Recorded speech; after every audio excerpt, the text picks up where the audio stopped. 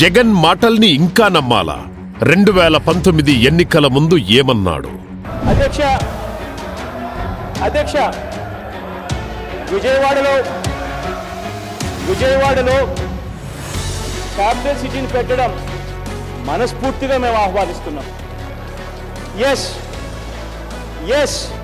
ఆయన అధికారంలోకి వస్తే రాజధాని మారుస్తాడు అని చెప్పేసి నీతిమాలిన రాజకీయాలు చేశారో వాళ్ళందరికీ ఈరోజు చెంపపెట్టులాగా పర్మనెంట్ ఇల్లు, పర్మనెంట్ ఆఫీస్ జగన్మోహన్ రెడ్డి గారు ఇక్కడ కట్టి, జగన్మోహన్ రెడ్డి గారు వస్తే అమరావతి నుంచి రాజధాని తరలిస్తాడని చెప్పని వాళ్ళందరి నోళ్లు మోయిస్తాకన్నట్టు, వాళ్ళ నోటికి ఎల్లో మీడియా నోటికి తాళం వేస్తున్నట్టుగా ఆయన జగన్మోహన్ రెడ్డి గారు ఇక్కడ సొంత స్థలం కొనుక్కుని ఆయన ఇల్లు ఇక్కడ గృహప్రవేశం ఈరోజు చేయటం, జగన్మోహన్ రెడ్డి గారి నాయకత్వంలో అమరావతి దేదీప్యమానంగా రాజధానిగా వెలగబోతుందనేది దానికి శుభ సంకేతం. ఇవాళ నాంది పలకం. రాజధాని మారుస్తారు, రాజధాని ఇక్కడ ఉండదు అని చెప్పి తప్పుడు ప్రచారం తెరలేపిన దాని మీదట జగన్మోహన్ రెడ్డి గారు ధీటుగా ఇల్లు కట్టుకున్నారు. ఇప్పటికే జగన్మోహన్ రెడ్డి గారు చెప్పాడు, ఇదే రాజధాని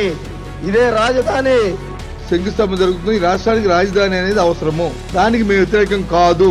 తాడేపల్లి ప్యాలెస్ ను చూపించి చెప్పిన మాయ మాటలు తర్వాత ఎందుకు మారాయి? బహుశా ఆంధ్ర రాష్ట్రానికి 3 క్యాపిటల్ వస్తాయేమో.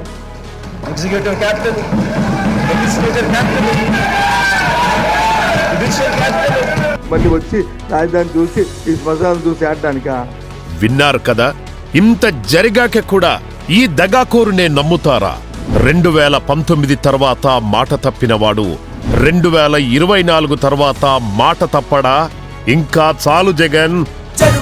జరుగు జగన్, ఖాళీ చేయి కుర్చీ, జనరాజ్యం వస్తున్నది ఎన్నికల్లో గెలిచి.